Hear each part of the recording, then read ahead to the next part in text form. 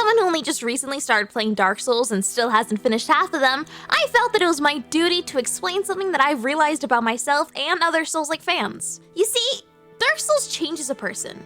It might start with a cosmetic item here or just a casual lecture about the lore of a boss that you just had to share, but you're changing. And you won't notice it, but your friends and family will, and they will talk about it behind your back.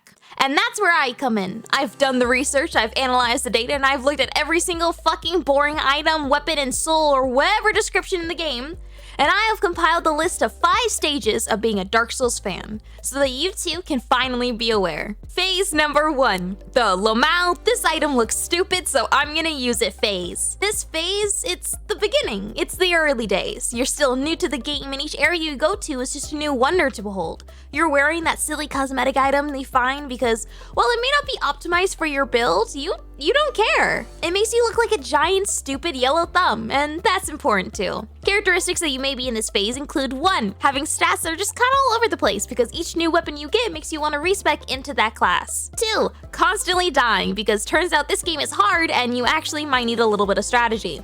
And 3, only using dung pies to defeat your enemies because dung means poop, and that's funny. Phase number 2, the research phase. You finally be in your first Dark Souls game. You sit back, you watch the credits roll by, and you realize, wow, you have just absolutely no idea what this game is about. Who makes a game where every single NPC you meet just straight up lies to your face, and there's a very real chance you can finish the whole thing without ever finding out that that's going on? Who makes a game where 90% of the story is just in item descriptions of weapons you find randomly, which by the way are just essentially written in riddles? That's right, From Software does. With the credits still rolling, you scurry on over to the Dark Souls wiki and start furiously researching anything and everything that you can. And this is where phase number 2 starts. Characteristics that you may be in this phase include 1, being subscribed to VReverie. 2, your friends avoiding you because you won't stop telling them about the relationship of Sif and Artorias and how if you just play the DLC first, the whole fight changes. And 3,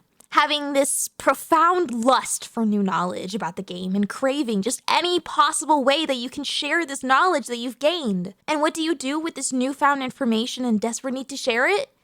That's right, you lecture people. Phase number 3, the annoying asshole phase. You've played the game, you've done the research, and now you've become the expert in your field. It is your goal, nay your right, as a Dark Souls professional to go to literally any other person that has ever touched a Dark Souls game in their life and explain calmly and succinctly that, no, this boss is actually weak against strike damage, so you should use the... No, what are you doing? No, I literally just said that he's weak to strike, so why are you not using the correct... You're supposed to dodge to the right there? What are you doing? You're literally so Characteristics that you may be in this phase include 1, being made fun of by me specifically when you talk in my chat because for the love of God, please stop backseating. 2, you feel the need to comment on 8-year-old Dark Souls lore videos with what you believe to be correct information because they will definitely care. And 3, every time you play the game now, you have a very specific build that you use because it is the best and only viable choice. Which kind of makes you sad.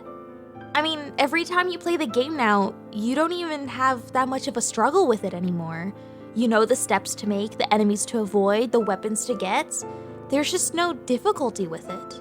Is there even a point to playing anymore? Have you truly beaten Dark Souls? No. Phase number 4, the challenge phase. This is the phase where you start to add difficulty to the game because what Dark Souls has right now is just not enough for you. Now that you're finally not garbage at the game, you start to think, what if you added something else? What if you tried the game without leveling up? What about just using the broken straight sword that you get way at the beginning? Characteristics that you may be in this phase include 1, you've downloaded and installed the randomizer mod. 2, you actually care about the achievements in the game and are working on completing them. And 3, you love this game deeply and you enjoy playing it so much. All you're doing now is just finding more and more excuses just to keep replaying it. You love it so much. I mean, the single game series brought you hours upon hours of fun. And honestly, playing all of these challenges made you kind of think back to the early days when you didn't really know what was happening next. You didn't have the whole wiki memorized, and you were still struggling to fight the bosses with just a basic build because you hadn't figured out the cheese strats yet, and you kind of want to go back. Which brings me to the final phase. Phase number 5, the Lamau, this item looks stupid, so I'm gonna use it phase. You're back to your roots, back to your early days, but you're different now. You've changed.